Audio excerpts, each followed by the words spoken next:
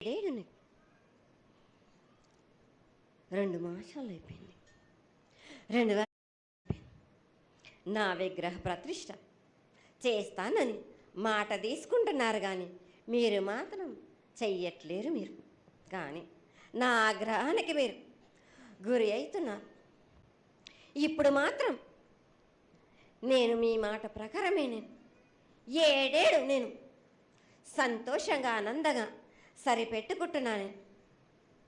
నా బాలవచలందరినీ నేను ఏ ఆపద వచ్చినా నేను కాపాడుతున్నా. నేను ఏ ప్రమాదాలు వచ్చినా కానీ కాపాడుతున్నా. నేను మీరు మాత్రం నా మాటకు మాత్రం ఆచరించట్లేరు. నేను అది మాత్రం మీరు నాకు ఆ గ్రహానికి ఇస్తుంది. ఆచరించకపోవడం అనేది ఏం లేదు తల్లి. ఎసురుబాటు లేక ప్రతిష్ట చేయలేకపోతున్నామే తప్ప చేయకూడదనేది ఇట్లా కాదు తల్లి. ఒకటి ఇద్దరు అడ్డుపుల్ల వేసినందువల్ల ప్రతిష్ట ఆగిపోయింది. ఎవరు అడ్డుపుల్ల వేసినా గాని తొలగించేదాన్ని నేను ఇంకా మాత్రం నేను ఊరుకోను. నేను ఎవరు అడ్డొచ్చినా నేను వాళ్ళను మాత్రం తీసుకుపోయేదే కానీ వాళ్ళకు నేను చుక్కలు చూపిస్తాను.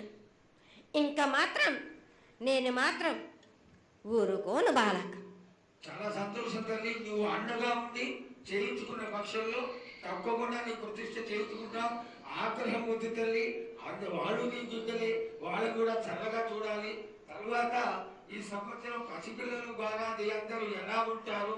వర్షాలు లేవనుకున్నటువంటి వర్షాలు నువ్వు రాగానే 15 రోజుల్లో ఇంచుమించుగా సరిపడేటటువంటి వర్షాలు కురిసినాయి. కానీ చక్కటి వర్షాలను కురిపించి పాడి పంటలు ఇచ్చి మమ్మల్ని అందరినీ ఆశీర్వదించి నీ యొక్క అనుగ్రహాన్ని తెలియజేయ తల్లి. పాడి పంటలేగా దానికి సమానంగా ఉన్నది బాలకు. గత ఏడు చెప్పినట్టు ఈ ఏడు కూడా మీకు వర్షాలు మాత్రం కుంభ వర్షాలు ఉన్నాయి. జనాలు మట్టుకు జాగ్రత్తగా ఉండాలి. కొట్టుకుపోయే ప్రమాదం కూడా ఉన్నది.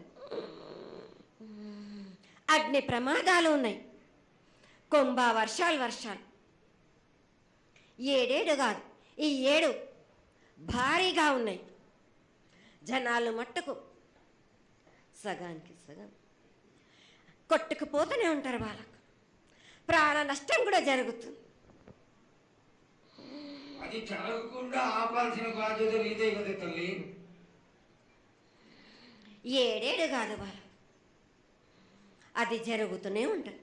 కానీ ఈ ఏడు మాత్రం భారీగా ఉంటాయి. ప్రమాదాలతో పాటు వాడి వరుసలు లేకుండా జనాలు మట్టు బాలబచ్చలు ఇట్లా ప్రవర్తిస్తుంటారు. ఎట్లెట్లా ఈ విధంగా మీరు చేస్తుంటారు.